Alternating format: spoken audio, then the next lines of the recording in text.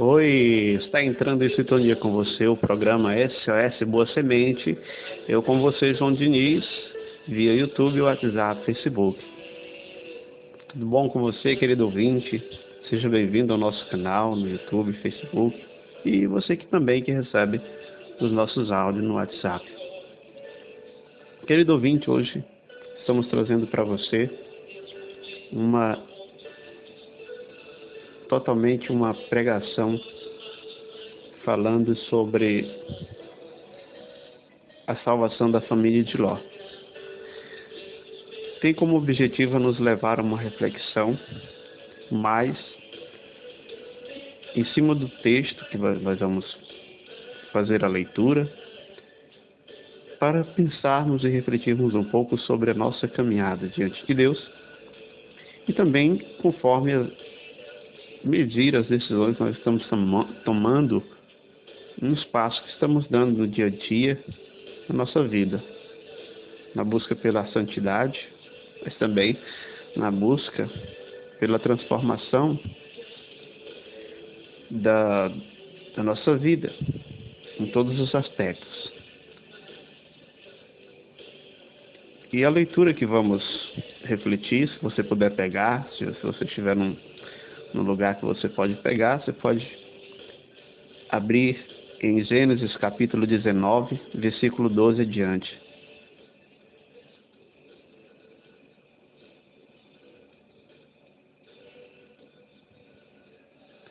Diz assim a palavra: a salvação da família de Ló. Os dois homens disseram a Ló: tens ainda aqui algum dos teus genros, ou filhos, ou filhas, todos os que são teus parentes na cidade? Faze-os sair deste lugar, porque vamos destruir este lugar, visto que o clamor que se eleva dos seus habitantes é enorme diante do Senhor, o qual nos enviou para exterminá-los. Saiu Ló, pois, para falar a seus genros, que tinham desposado suas filhas. Levantai-vos, disse-lhes, sai daqui, porque o Senhor vai destruir a cidade. Mas seus genros julgaram que ele gracejava. Ao amanhecer, os anjos estavam com Ló dizendo: levante-te, toma tua mulher e tuas duas filhas que estão em tua casa, para que não pereças também no castigo da cidade. E como ele demorasse, aqueles homens tomaram pela mão a ele, a sua mulher e as suas duas filhas, porque o Senhor queria salvá-los, e os levaram para fora da cidade. Quando já estavam fora, um dos anjos disse: salva-te se queres conservar a tua vida. Não olhes para trás e não te detenhas em parte alguma da planície, mas foge para a montanha, senão perecerás. Ló disse-lhes: ó não, Senhor.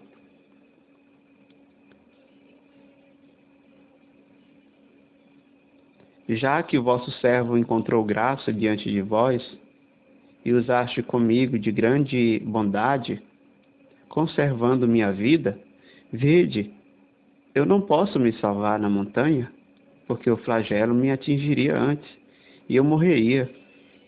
Eis uma cidade bem perto, onde posso abrigar-me. É uma cidade pequena, e eu poderei refugiar-me nela. Permite que eu faça. Ela é pequena, e terei a vida salva. Ele disse-lhe: concedo-te ainda esta graça, não destruirei a cidade a favor da qual me pedes. Apressa-te e refugia-te lá, porque nada posso fazer antes que lá tenhas chegado. Por isso puseram àquela cidade o nome de Segó.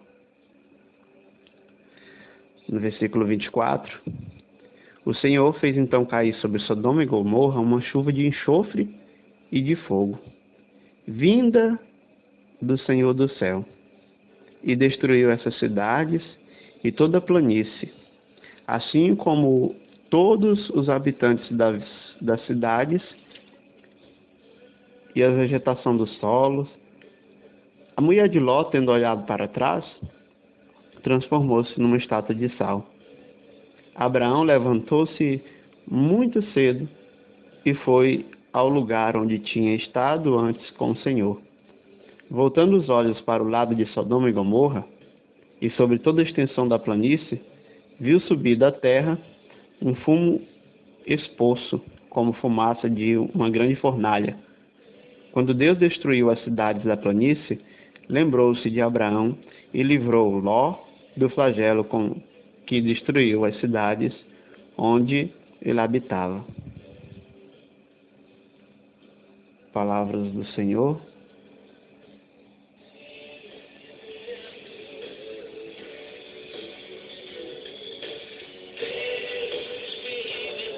Então você percebe que é uma leitura bem grande, muito grande. Só lendo essa leitura foram 6 minutos. Mas gostaria que você não se preocupasse com o tempo, mas que prestasse atenção em cada detalhe dessa reflexão de hoje. Nós estamos num contexto em que os escritores desse texto, eles procuraram explicar um fato. E qual é esse fato? A explicação da destruição da cidade de Sodoma e Gomorra. Uma cidade que hoje, alguns arqueólogos fazendo pesquisa ainda no lugar, eles identificam como um lugar muito seco, lugar praticamente perto do Mar Morto, onde não há vida, e o sol é escaldante, muito quente, e não há possibilidade nenhuma de vida lá. E eles tentam explicar o fato da destruição da cidade.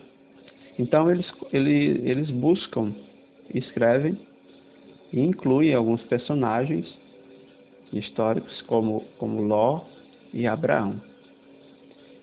E prosseguindo, a gente verifica algumas coisas, como por exemplo a destruição da cidade, sendo de forma um castigo para aquele povo, do qual é realizado por Deus. É realizado por Deus esse castigo. E muitas vezes nós não sabemos entender, principalmente o Antigo Testamento, quando nós olhamos, e muitas vezes podemos até fazer a pergunta mais logo, como que Deus é amor, se Ele realiza um fato desse, né, uma calamidade dessa, matar tantas pessoas. Mas não vem ao caso. Nós temos aí essas pessoas que escreveram, elas foram baseadas também para explicar esse fato e dizer que Sodoma e Gomorra foi destruída pelo pecado sexual. Os pecados sexuais. E aí, quais são esses pecados sexuais, João? Sim, se a gente for voltar aos capítulos anteriores, nós vamos verificar que Abraão estava acabando de chegar do Egito. E mesmo ele sendo bem acolhido lá, sendo um estrangeiro nessa terra de Sodoma e Gomorra, ele presencia ali o fato que Deus o revela, dizendo que aquela cidade, ela se tornara uma cidade pervertida pelo pecado. E então Deus diz que vai destruir a cidade. Veja que é uma forma deles relatarem, deles verem Deus. É uma forma daquele povo que está formando uma consciência de Deus, e escrever e falar de Deus. E isso não quer dizer que eles estão errados, mas é a forma com que eles viam a Deus. Então, continuando, Abraão fala, mas Senhor, não faça isso, deixa eu pelo menos averiguar para ver se tem algum justo. E Abraão, a gente percebe que ele vai verificar, ele vai olhar e não encontra nenhum justo. E aí vem diminuindo a quantidade, ele vai pedindo para o Senhor: Senhor, se eu encontrar pelo menos 50 justos, ele não encontra. Senhor, mas se eu encontrar pelo menos 40, não encontra. Senhor, mais 30, não encontra. Então o Senhor fala que se encontrasse pelo menos um justo, ele não destruiria a cidade. E infelizmente, Abraão não consegue encontrar nenhum. E hoje, se o Senhor, veja que para nós refletirmos, se o Senhor fizesse essa pergunta: onde estão os justos dessa cidade? Onde estão os justos dessa família? Se fosse para depender de um castigo de Deus, nós seríamos atingidos? Nossa cidade seria atingida? Sim ou não? Então, Abraão, infelizmente, não encontra nenhum justo. Não encontra nenhum homem temente a Deus. Aquelas pessoas já não temem mais a Deus. E é ali o pecado, a perversão do pecado sexual domina, especificamente esses. Algumas correntes vão dizer que são outros pecados que dominam, mas o Gênesis está com referência, dando referência desses pecados sexuais. João, mas quais são esses pecados sexuais? Há uma diversidade deles. E o próprio texto, mais atrás, vai falar que alguns desses pecados eram os pecados do homossexualismo. Veja bem que eu não tenho nada contra os homossexuais. Não tenho nada. Estou falando de um fato que a Bíblia está dizendo. Então, se você que está ouvindo, tem alguma coisa para dizer para mim, não tem que dizer para mim não, meu amigo. Vai dizer para a Bíblia, vai dizer para a palavra. Estou contando o fato que a palavra está dizendo, não estou falando nada meu. Porque é para Deus, conforme a palavra, um ato abominável. Não é nada meu. Não tenho nada contra nenhum homossexual. Nada. Especificamente, tenho amigos e os respeito e não tenho nada. Mas também não sou a favor da prática. Infelizmente. Porque eu sou a favor da palavra de Deus. Então vamos lá. Eu não tenho nada contra. O Senhor é contra a prática.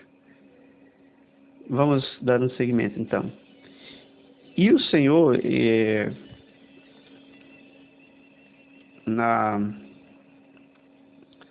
em Romanos, a gente percebe que a cidade, uma cidade ela não se torna pervertida da noite para o dia. Ao longo, com o passar do tempo, a sua cidade foi se tornando pervertida. A tal ponto de que aquelas pessoas já não temiam mais o mal. Elas viviam as práticas sexuais de forma liberada, deliberada, de forma sem limites. E aí é quando eles são entregues às suas próprias paixões vergonhosas, como diz o Romanos capítulo 1, versículo 26. As mulheres, elas mudaram de relações naturais para relações contra a natureza. Ou na zoofilia, ou no lesbianismo. E os homens também mudaram as relações de modos naturais, que seria, no caso, com a mulher, para arderem de desejo uns pelos outros. E assim cometeram as torpezas, recebendo seus corpos a paga devida dos desvários. Como diz Romanos também, capítulo 1, versículo 27. Então eles foram entregues aos próprios prazeres. Tem um episódio até que, quando os anjos vão visitar Ló, esses homens dessa cidade querem esses anjos porque eram belos. Querem esses anjos para ter relações com esses anjos. E querem forçar os anjos a terem relações com eles. E Ló ainda faz uma proposta de dizer: não, fica com as minhas filhas, eu entrego as minhas filhas que são virgens ainda. pois eles não quiseram os anjos. Eles não quiseram a filha de Ló, mas preferiram os anjos, os homens. E havia jovens, adultos e jovens, na mesma prática. Adultos e jovens na mesma prática. Com certeza havia muito de fornicação naquela cidade. Havia muito de... Será que havia fidelidade? Muito divórcio? Com certeza havia muito de adultério. E se fosse nos tempos atuais, hoje, pornografia nos telões 24 horas, exposta para todo mundo ver, porque é o que a gente pensa na cidade. Então, a cidade estava totalmente pervertida nos pecados sociais. Talvez, quem sabe, muita pedofilia. Então, essa Gomorra hoje, ela está por aí. E a perversão, essa perversão citada nesses textos, ela acontece hoje. No dia a dia nós percebemos por aí. E muitas vezes nós temos essas práticas na nossa família, na nossa casa. Temos na nossa cidade, nós temos no nosso país, nós temos essas práticas acontecendo, que acontece muitas vezes oculta, mas hoje, muitas vezes, a gente tem visto coisas terríveis aí, que para muitas pessoas têm se tornado naturais. E aí, seguindo adiante, explicando um pouco desse contexto e falando sobre a prática esse pecado sexual, a perversão sexual, nós vamos ver que os escritores estavam embasados na legislação da época. Porque a legislação dizia assim, a legislação do povo de Deus dizia assim: não te deitarás com um homem como se fosse a mulher. Isso é uma abominação. A palavra sempre em Levíticos aqui, no caso Levíticos 18, 22, depois se você quiser pegar, mas a palavra sempre quando fala deitar, ela está falando em ter o ato, a relação genital, a relação do homem com a mulher ou vice-versa, ou do homem para com o homem, mulher com mulher. E nesse caso aqui, esse deitar seria ter uma relação. Veja que a Bíblia não está falando, e o texto não está falando de repente um homem ter uma atração pelo outro homem, mas está falando do deitar. E é o que muitas pessoas, muitos gays, muitos homossexuais, muitas lésbicas, muitos e aí por aí vai, que confundem, que acabam interpretando errado. Acaba interpretando de forma errada. Está falando que é abominação o ato sexual, porque não gera nada, não tem objetivo, é só prazer a todo custo. E aí, seguindo, a legislação ainda dizia, da época, se um homem dormir com outro homem como se fosse mulher, ambos cometerão uma coisa abominável. Serão punidos de morte e levarão sua culpa. Então, o rigor era grande. A punição era a morte, por causa da culpa, do pecado da impureza. E naquela época a lei era a lei do talhão, né? Era olho por olho, dente por dente. Aquilo que era ofensivo para uma comunidade era punido com as penas mais severas. E era a consciência do povo da época.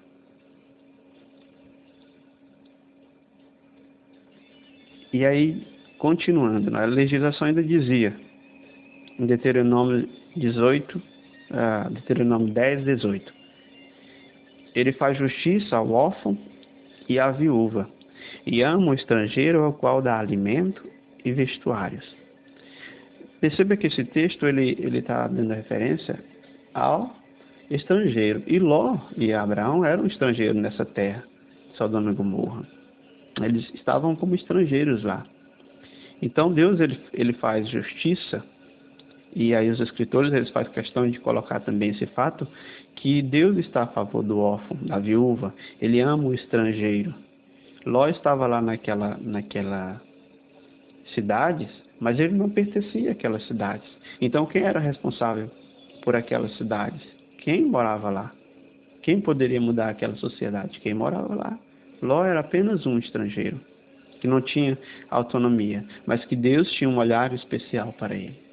Deus tinha um olhar para aquele estrangeiro, que muitas vezes era excluído e talvez até mal entendido e interpretado. Da mesma forma como Ló, nós estamos também nesse mundo como estrangeiros, sim ou não? Sim, nós somos estrangeiros aqui. O nosso lugar é o céu.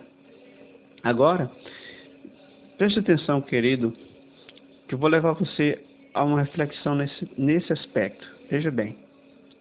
Vamos seguir adiante aí, eu vou te explicar depois. Antes de falar sobre isso, veja bem, que nós somos estrangeiros aqui. E nós muitas vezes temos nos acomodado nesse mundo, depois a gente vai falar mais na frente, porque as leituras vai explicar, vai ficar melhor para explicar, mas nós precisamos estar acordados e atentos aos acontecimentos deste mundo, para que a gente não fique dormindo no ponto. As perversões elas vão acontecendo, o mundo ele vai se dissolvendo. Hoje a gente percebe que a perversão vai aumentando e muitas vezes nós estamos acomodando, nós não tememos, não fazemos nada e ficamos ali tranquilos. Isso mais à frente nós iremos falar. Então veja bem, eu vou voltar na legislação porque quero levar você a entender isso aqui.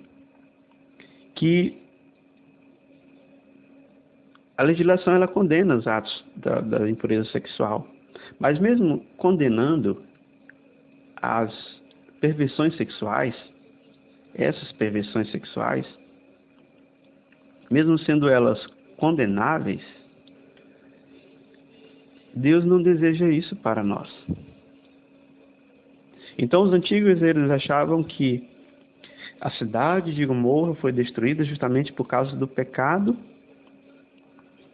da perversão sexual. Eles achavam isso e que Deus tinha destruído. Mas Deus ele é longânimo. Deus espera a conversão dos pecadores. Creio, olha, não tenho dúvida nenhuma, que mesmo quando um pecador morre e é condenado e vai para o inferno, ele não vai poder dizer: eu não tive tempo, Senhor. Teve.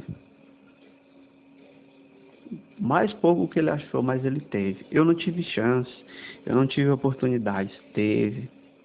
Sabe por quê? Porque o amor de Deus é mais forte do que o sol. A luz desse amor, esse amor de Deus, a luz de Deus veio ao mundo, mas foram os homens que não quiseram reconhecer. E a própria consciência do homem, o desejo de liberdade, a vontade de ser feliz, testifica que Deus está chamando o homem para si, mas o homem não percebe, não quer perceber muitas vezes. Às vezes ele passa por um período de purgativo na vida para perceber esse amor, essa luz, mas ele não percebe. E nós é assim também. Muitas vezes nós não percebemos esse amor, porque nós olhamos para o contrário do amor, ou estamos muitas vezes mergulhados, entrelados no pecado. Então, eles dizem que foi destruído por causa do pecado, e Deus os castigou por esses pecados. E se a gente olha atrás, né, a gente vai perceber que Abraão quis conduzir o Senhor a não destruir, intercedeu para que o Senhor não destruísse. a cidade de Sodoma e Gomorra. E o Senhor, ele foi longânimo. Ele deu tempo, ele permitiu que Abraão fosse ver se tinha algum justo. E assim o Senhor, ele dá tempo. Até porque o nosso tempo não é o tempo de Deus. Mas o nosso pouco tempo é muito tempo, às vezes, para Deus. E é o tempo certo, é o tempo que Ele nos dá. O tempo certo e a chance que Ele nos dá para nós nos convertermos, para mudarmos de vida e nos salvarmos. Para nos santificarmos. Por isso o Senhor, ele não se alegra com a morte de um pecador. É totalmente o contrário. Ele não se alegra. O Senhor não se alegra com a perdição. E o texto vai dizer em Ezequiel 18, 23. Não me comprazo com a morte do pecador, mas antes com a sua conversão. Por isso o Senhor lhe dá tempo, de modo que tenha vida. E diz, convertei-vos, afastai-vos do mau caminho que seguis, porque a vez de perecer. E ainda diz o Senhor, terei eu prazer com a morte do malvado? Não desejo eu. Antes que ele mude e proceder a viver. Se, no entanto, o mal renuncia a todos os seus erros para praticar as minhas leis e seguir a justiça e a equidade, então ele viverá de certo e não há de perecer.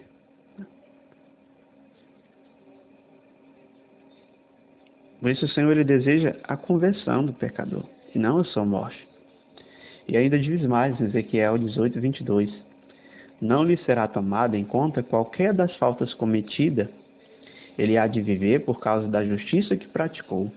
Ou seja, se a pessoa estava vivenciando uma vida de pecado, mergulhado no pecado, empedernido no pecado, mas quando ele se converte e volta para Deus, o Senhor não leva mais em conta aquela vida velha. Quando ele se converte, ele confessa aquele pecado,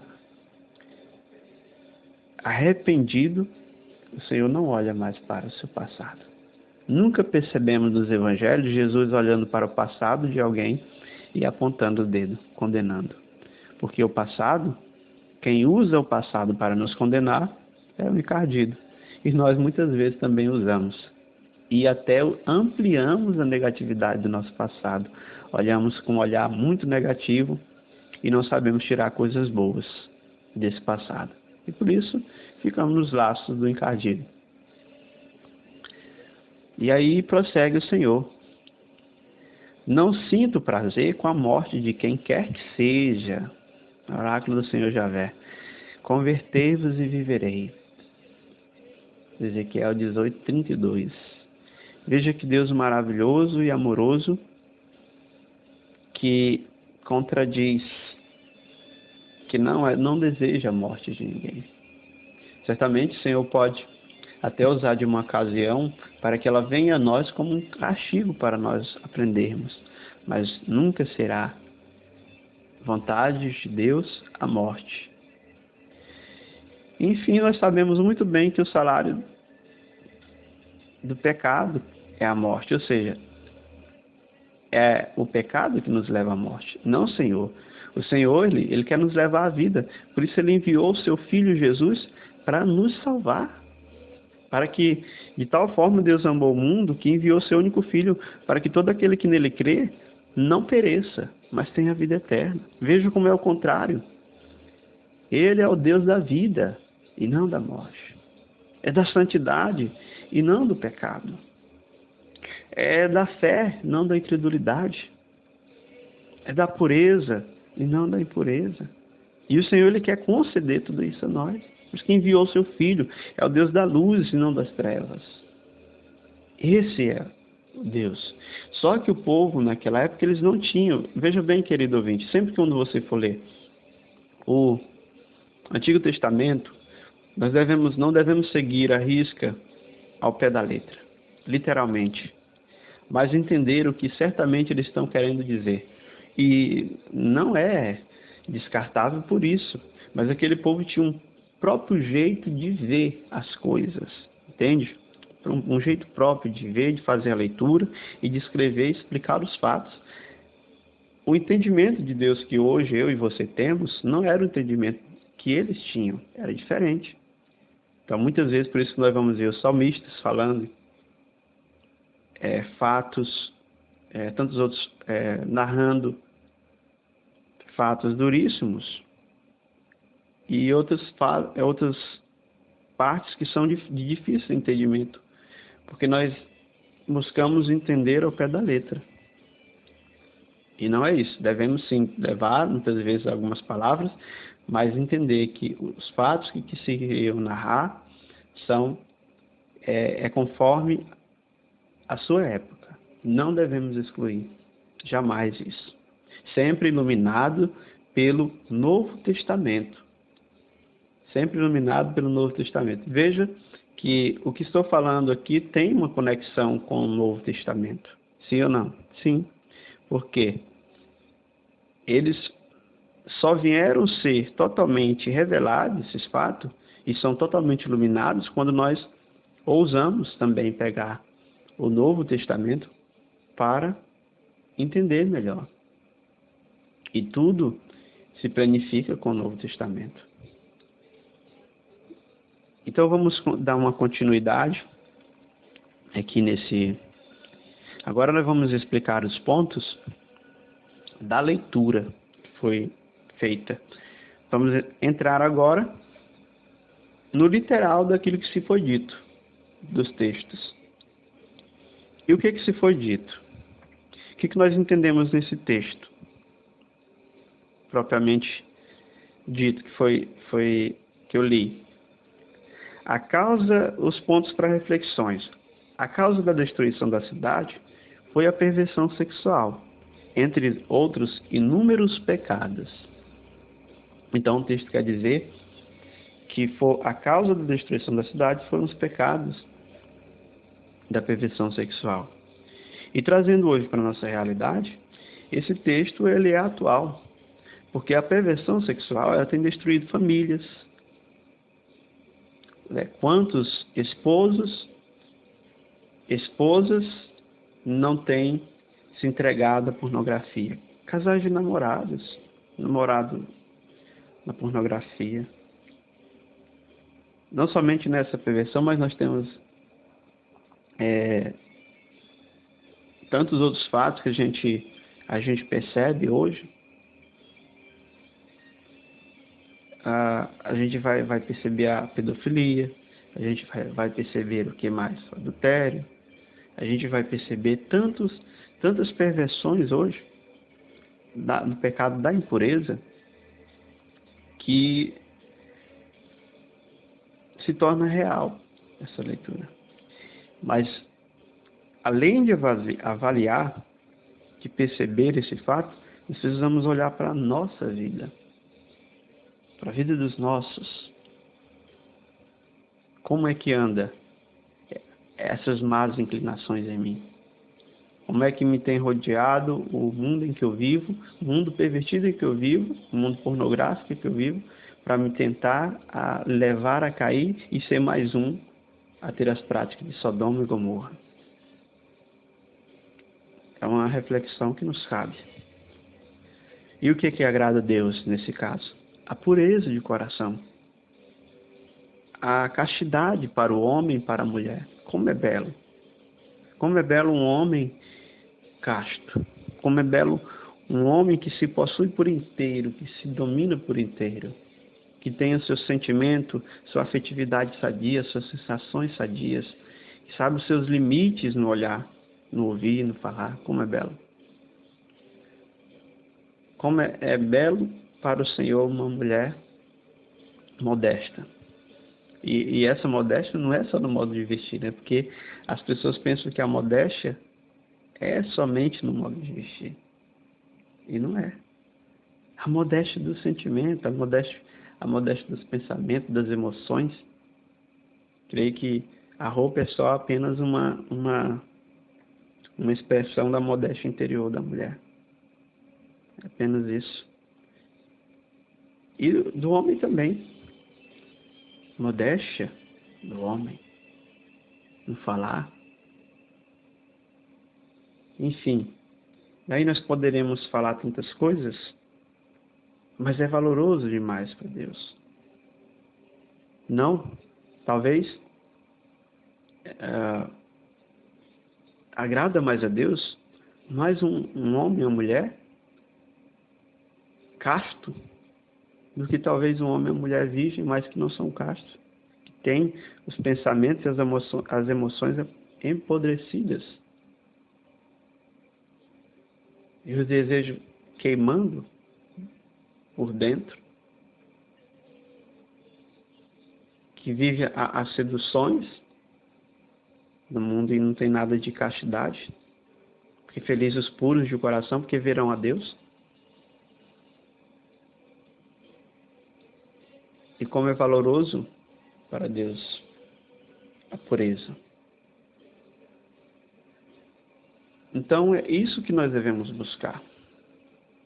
Essa pureza. É essa pureza a todo custo. De luta, de suor, de sangue. É o martírio dos nossos tempos. É o nosso martírio hoje.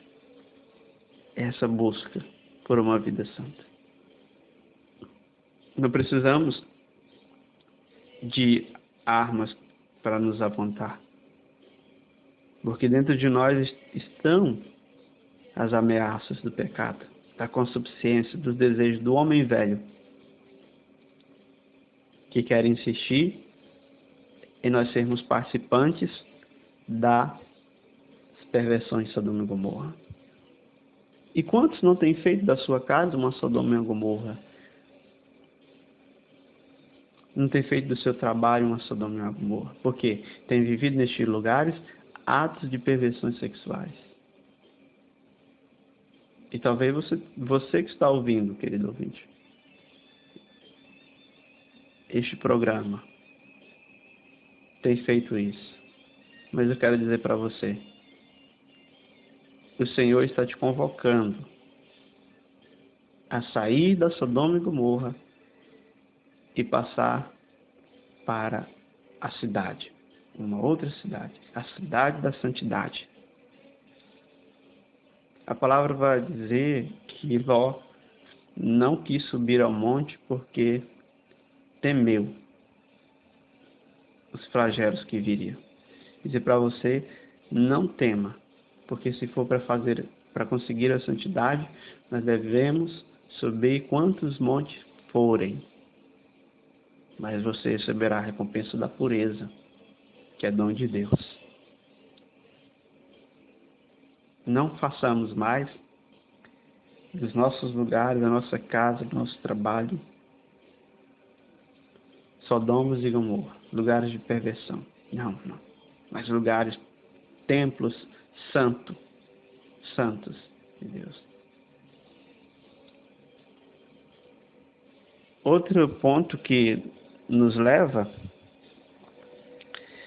a alma profunda, veja, querido ouvinte, que estamos no texto agora, viu? Como eles são bons para nos levar a uma reflexão. E vai dizer aqui,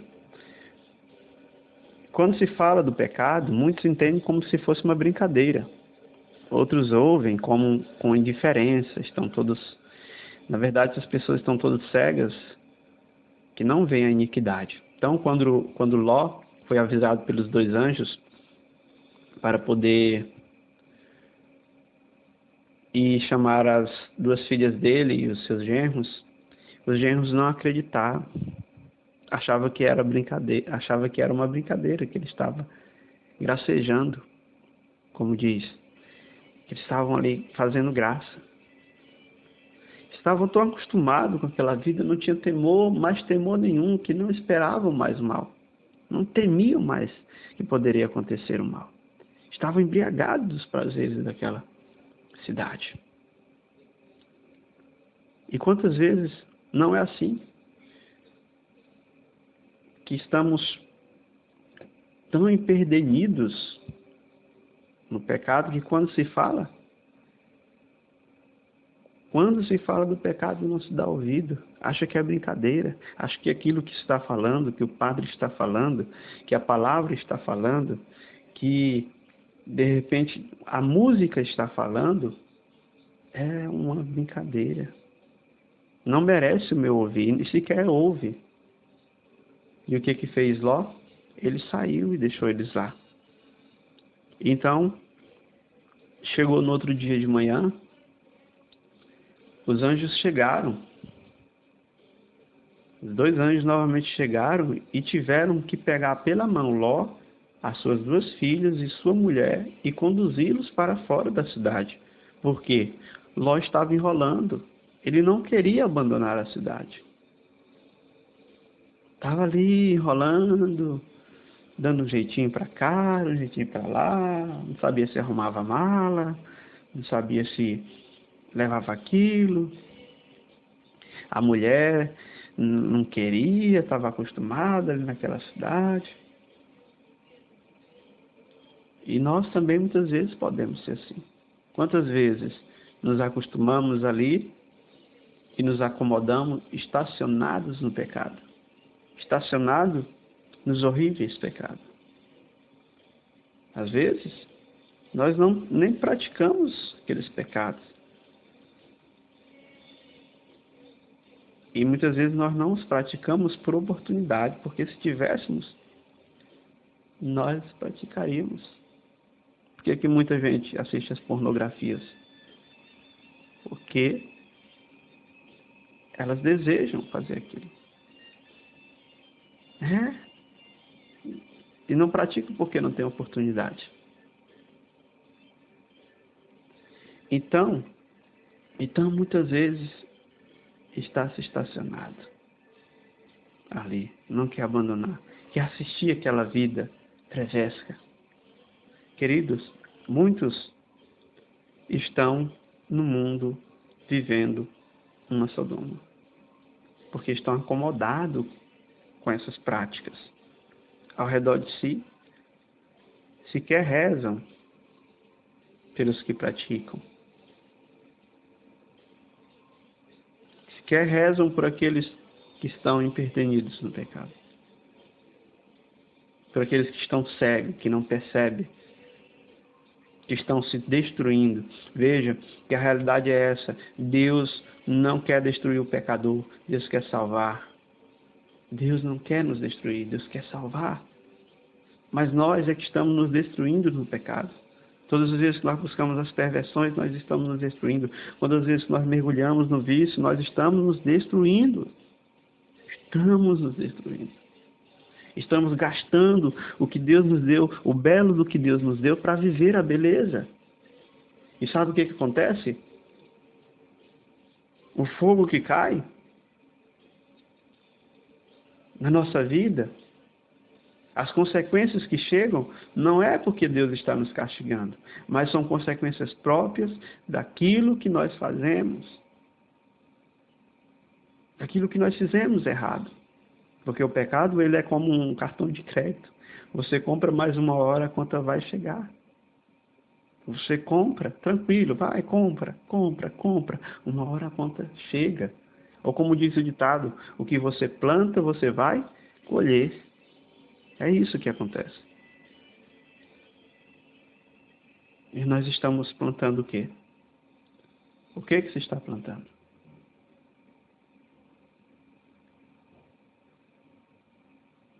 Então, Ló estava enrolando, mas o anjo conduziu para fora. E o Senhor é aquele que nos conduz para fora. É Ele que nos conduz para fora. Esse anjo é Deus, representa Deus. Veja que, às vezes, o escritor troca e já não chama do que o anjo diz, ele chama de Senhor, porque é o próprio Senhor a presença do anjo. E o Senhor nos conduz para fora do pecado. Conduziu Ló para fora do pecado. Conduziu a família de Ló para fora do pecado. Conduziu a esposa de Ló para fora do pecado. Mesmo que eles não estivessem com boa vontade. Vou dizer uma coisa aqui para você que muitas vezes fica enrolando para confessar-se. Vá, deixe o Espírito Santo te conduzir. E você será perdoado. Não enrole. Saia da Gomorra, saia da Sodoma. Não fique enrolando, se arrependa. Abandone essa vida perversa.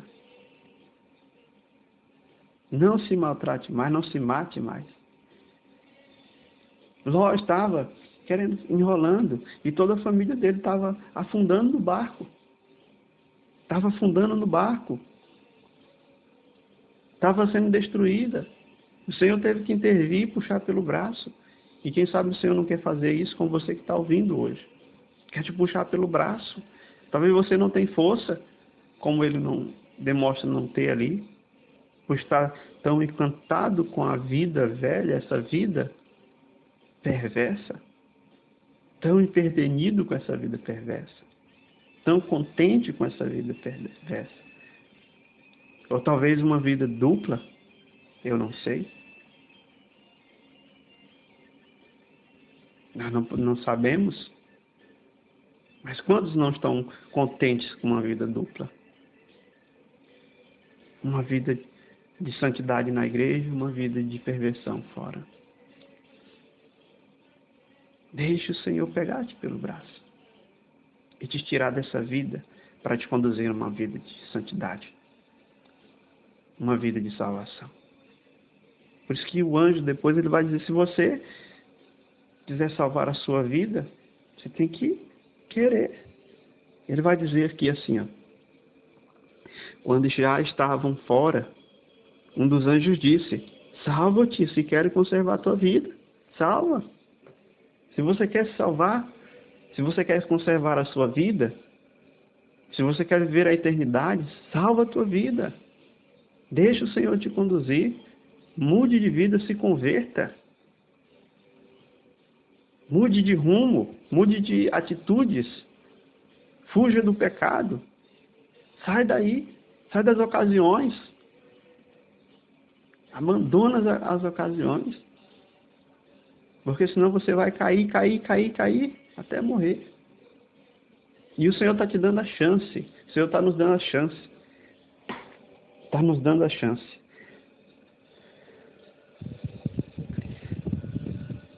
E o anjo ainda disse para Ló, não fica na planície nem olhe para trás. Não olhe para a cidade de pecados. Veja, ali na planície tudo seria atingido também pelo fogo. E o Senhor fala, não olhe para trás, não olhe mais para o pecado. Tem gente que está caminhando, mas está olhando mais para trás, está caminhando na igreja, está no grupo de oração, está nos movimentos, está na pastoral, mas continua olhando para a vida velha.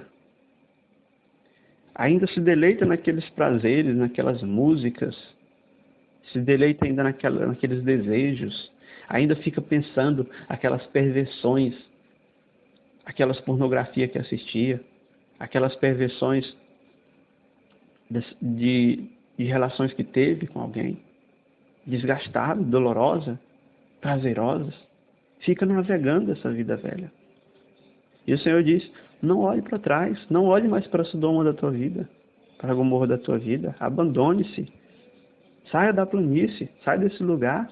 Planície é um lugar também onde que, muitas vezes, quando o rio enche, ali alaga.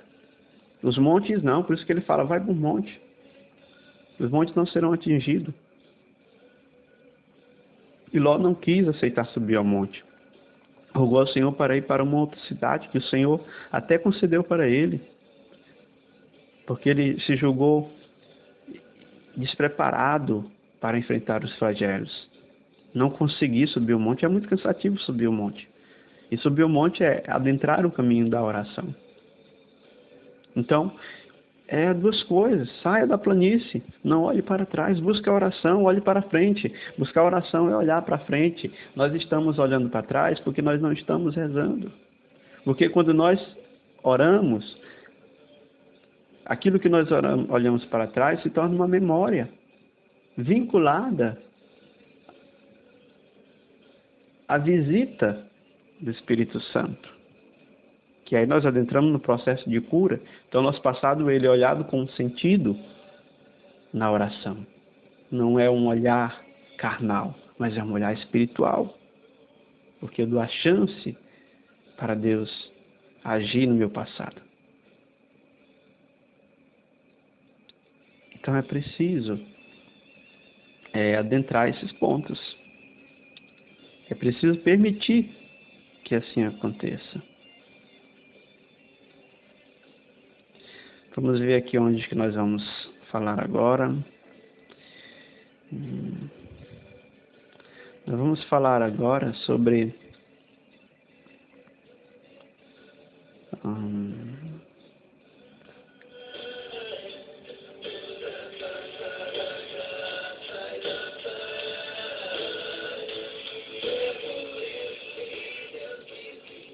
depois o texto fala, conforme nós lemos, que Abraão viu o enxofre subindo e ele percebeu ali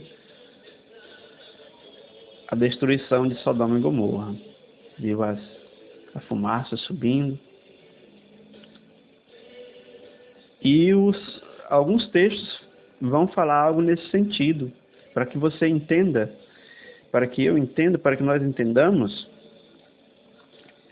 o que significa essa fumaça e esse enxofre que sobe na Gomorra. E o que simbolicamente se tornou Sodoma e Gomorra, quais os lugares que talvez pode ter esse enxofre, essa fumaça, esse fogo. Diz assim, Sabedorias 10:7, cuja perversidade ainda no presente é testemunha por uma terra fumegante e deserta, onde as árvores carregam frutos incapazes de amadurecer, e onde está erigida uma coluna de sal, memorial de uma alma incrédula. Esse texto ele faz uma referência a esse fato narrado anteriormente, que visa falar de como que se tornou estéril aquela terra, sem água, uma terra fumegante, uma terra deserta, uma terra vazia, uma terra incapaz de produzir, estéril, e que ficou o memorial de uma pessoa incrédula, que é a esposa de Ló, que olhou para trás. Prosseguindo em Apocalipse 14:10, diz assim, há de beber também o vinho da cólera divina, o vinho puro deitado no cálice de sua ira. Será atormentado pelo fogo, pelo enxofre, diante dos seus santos anjos e do Cordeiro. Prosseguindo no versículo 11. A fumaça do seu tormento subirá pelos séculos dos séculos. Não terão descanso algum. Dia e noite, esses que adoram a fera e a sua imagem, e todo aquele que acaso tenha recebido o sinal do seu nome. Ele faz uma referência de fumaça, enxofre, fogo com o inferno, porque lá as penas serão eternas, e fogo, enxofre, todos esses fenômenos da natureza são algo que vai ser cotidiano no inferno e todos os dias. Então, podemos dizer que viver Sodoma, se tornar participantes das práticas de Sodoma e Gomorra, é justamente merecer o inferno, é merecer o enxofre, é merecer o fogo. Torna a recordar que nosso Deus é maravilhoso e misericordioso, mas o nosso livre-arbítrio, por aquilo que nós fazemos, faz com que nós mereçamos o céu ou o inferno. Deus é justo e há de julgar cada um conforme o seu modo de proceder. E nós podemos escolher. A decisão é nossa.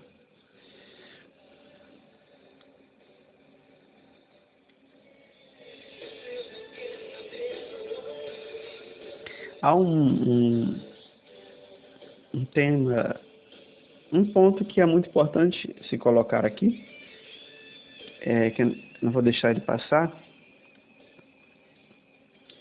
Porque muitas vezes, muitas pessoas perguntam assim, mas naquele tempo, aquele povo lá de Sodoma e Gomorra, eles não tinham ainda a legislação, eles não tinham ainda a lei. Sim, de fato, eles não tinham a lei. Sim, João, mas então por que que eles foram condenados conforme a legislação?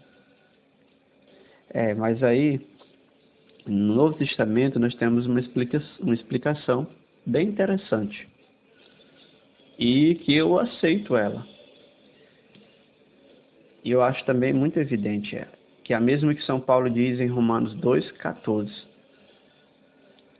Diz assim: os pagãos que não têm a lei, fazendo naturalmente as coisas que são da lei, embora não tenham a lei, a si mesmos servem de lei. Romanos 2,14. Eles mostram que o objeto da lei está gravado nos seus corações, dando-lhes testemunhas à sua consciência, bem como seus raciocínios, com os quais se acusam ou acusam mutualmente. É a lei da consciência do homem, que a própria consciência diz para o homem o que é bom e o que é mal, o que é correto e o que é incorreto. Aquele povo não tinha a lei ainda outorgada por Moisés, redigida pelas mãos de Deus e explicada, mostrada por Moisés. Eles não tinham, mas eles tinham a consciência que falavam para eles o que seria correto ou não. Infelizmente, as consciências deles foram se pervertendo e eles entraram na imoralidade. E é o que São Paulo diz. Por isso os pagãos, eles não tinham uma lei. E aquele povo era um povo pagão. Não tinha uma lei. Mas eles tinham a consciência. Que é a lei de Deus gravada nos seus corações. Essa é a lei que o Senhor colocou. É a mesma lei que nos coloca o desejo da felicidade. O desejo da liberdade. Mas que sabe distinguir o que é bom e o que é ruim. É a voz de Deus falando dentro de nós, que muitas vezes nós não damos ouvidos à voz da consciência, que tem razão, muitas vezes. Então, é isso. E, por fim, diz assim o Tessalonicenses: por entre chamas de fogo, para fazer justiça àqueles que não reconhecem a Deus e aos que não obedecem o Evangelho de nosso Senhor Jesus. Eles sofrerão como castigo a perdição eterna, longe da face do Senhor e da sua suprema glória.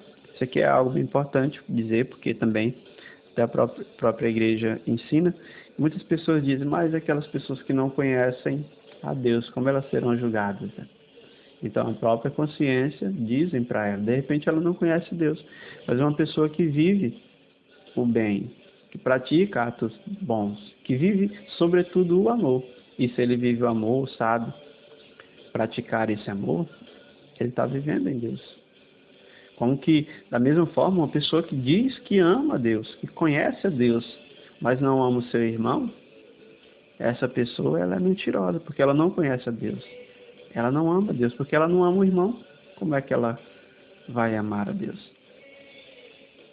Então, é o não contraditório. Então, veja que a consciência, ela também salva. E quem segue ela, como ela dita, não errará, de São Paulo. E também, quem deixa de seguir poderá se condenar. Tudo bem, querido ouvinte? Por aqui eu vou finalizando, então, este programa. Que basicamente o tempo que eu cronometrei. Queria agradecer você pela sua participação, você que conseguiu ficar aí até o final ouvindo esse áudio. Pedir que você possa partilhar essa mensagem, compartilhar no Facebook, no WhatsApp, com outros amigos, indicar. e comentar também no nosso canal, por que não? Convidar você a divulgar nossos trabalhos para que a boa semente do Evangelho possa se expandir a outras pessoas. Nosso Deus é maravilhoso. Vou rezar por você, fazer uma oração nesse final, para que o Senhor possa nos dar força para viver a pureza, na pureza e na castidade. Que o Senhor possa nos dar força para vencer todos os vícios, todo o pecado, que nos conduzir a uma vida plena de santidade em Cristo Jesus por meio do seu Espírito Santo. Pai querido e amado, eu te apresento esse irmão que está ouvindo esse programa nesse momento e te peço a graça, Senhor. A graça que está constantemente sendo derramada sobre cada filho que vive nesse mundo hoje, mas que são estrangeiros, Senhor. Todos nós somos estrangeiros aqui, como Ló e Abraão, e enfrentamos dificuldades enormes para vivenciar a castidade, a pureza, a modéstia, Senhor, ser recatados. Mas não temos dúvida nenhuma que Tu estás sempre a favor do estrangeiro, do órfão, da viúva. Nós somos esses estrangeiros, Senhor. Muitos também são órfãos, viúvas,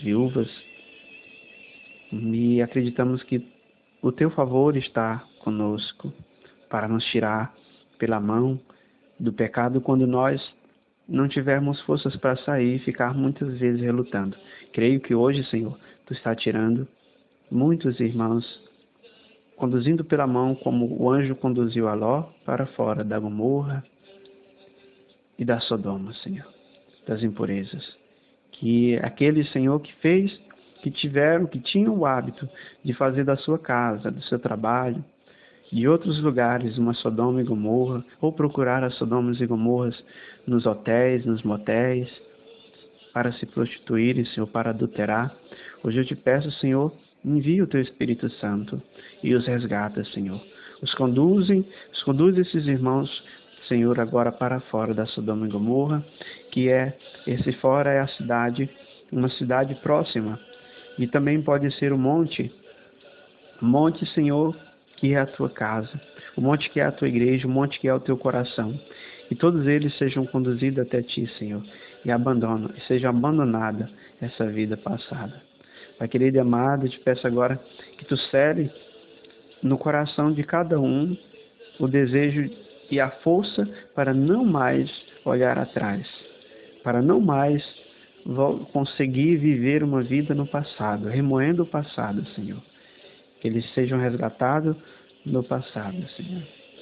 Senhor, que todos aqueles que carregam no coração o desejo ainda de praticar o mal, o desejo ainda de caminhar no pecado, sejam arrancados deles esse desejo, Senhor.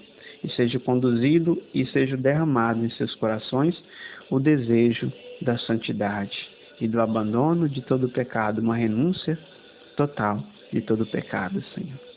Sim, Senhor. Nós queremos finalizar esse programa renovando a nossa fé no Creio, pois cremos, Senhor, na Sua igreja, cremos na Tua palavra, cremos na Tua santidade, cremos na vida eterna, cremos na salvação e tomamos posse dessa salvação, porque Tu disseste, se queremos nos salvar, então nós precisamos salvar-nos. Então, Senhor, nós queremos, eu quero, Senhor, eu desejo. Muito obrigado porque ao sair eu te encontro, ao sair do pecado eu te encontro, a desejar a vida de santidade eu te encontro.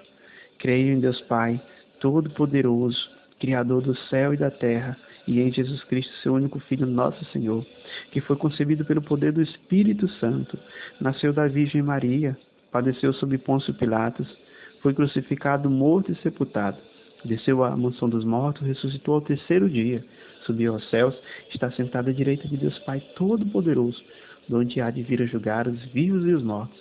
Creio no Espírito Santo, na Santa Igreja Católica, na comunhão dos santos, na remissão dos pecados, na ressurreição da carne e na vida eterna. Amém. Por isso vale a pena lutar pela santidade e ser de Deus. Deus abençoe você, querido ouvinte. Tchau. Em nome do Pai, do Filho e do Espírito Santo. Amém.